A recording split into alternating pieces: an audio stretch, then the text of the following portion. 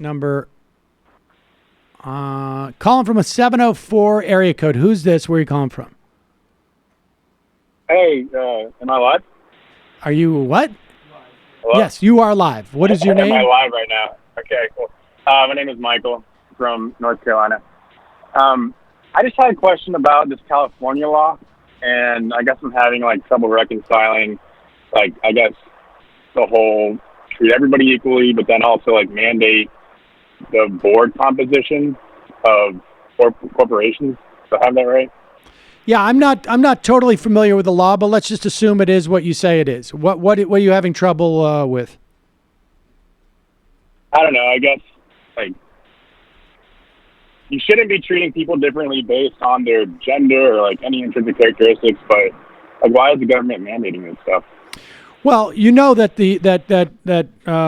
corporations are the ones. Corporations are completely a function of a government license, right? You know that, right? Corporations get all sorts of benefits in our society that are a function of being essentially accredited by state governments and federal government. You're aware of that, right? Yeah. Okay. Yeah. So you're driving your car right now, right? Yes, sir. Do you have an issue with the government mandating that your car maintain certain safety levels? No, that seems reasonable. Yeah. And I think in many respects, it's the same theory that corporations have clearly had a problem in terms of integrating as far as gender. And again, I don't know if this law exists. I don't have a problem with it, but I think the argument could be look, we have too many instances within the context of corporations where we see incidents of women being discriminated against because of their gender and suffering from hurts, disadvantages in terms of their career trajectory and their ability to get to senior positions because of the legacy of the way this country has been.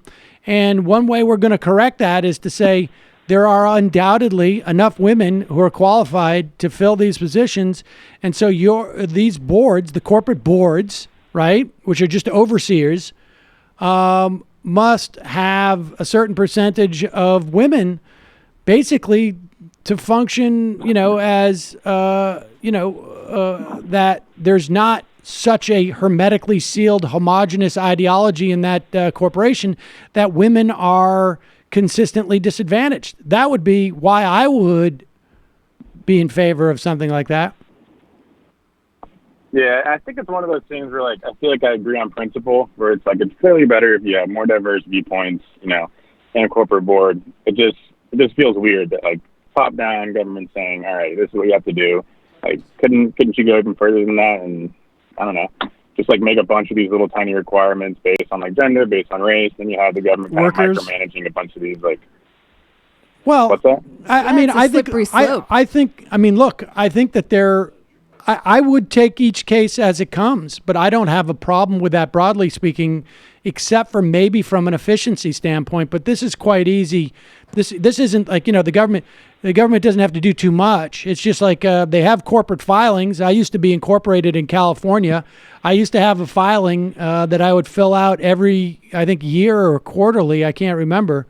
Very basic.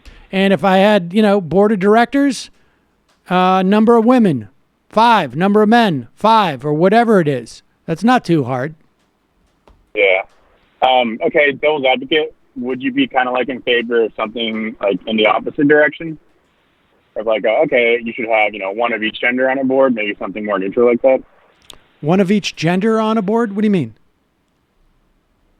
I don't know, hasn't Did you have an all-women board? Also, fully female boards, right? Would you be all right, have to have one guy on the board? Or I'll tell you why I wouldn't have a problem with it. I wouldn't have a problem with an all-female board right now because it's not a real problem that exists in society. I'm not even concerned about if you were to tell me, look, Of the 3 all-female corporate boards in California, let's say there was 3 of them, I have evidence that men do not get promoted as much in those 3 boards. I would still say that's not enough of a societal problem to address. Come back to me in 75 years when women rule everything. If men are not getting a fair shake, then I would be open to dealing with that problem as it exists. But why I am in favor of that law is because there is an existing problem in the real world, right? That I think needs to be addressed. And it was a function of centuries of not just culture, not just nature, but of law made by man that inhibited women in these positions. And so we need to redress that. We need to provide redress. We need to fix those problems. Look, my mom could not have a credit card in her name when I was born. Do you understand that? Gender? Yeah, yes, because of her gender. Like, Yeah. do you realize how far out we are from this stuff? Not that far out. So, and that, I feel like, listen, that law, the fact that was legal, I haven't seen any of that. that bank was licensed by the United States of America, right? I mean, it was licensed by a state. The fact that she couldn't have a credit card in her name, I mean, come on.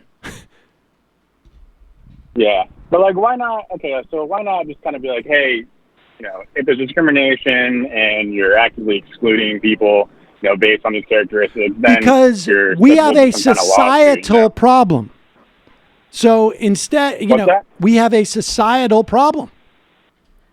And so the answer is not one to go in and do investigations in each separate company, which then people would complain is incredibly invasive and we can't do our business.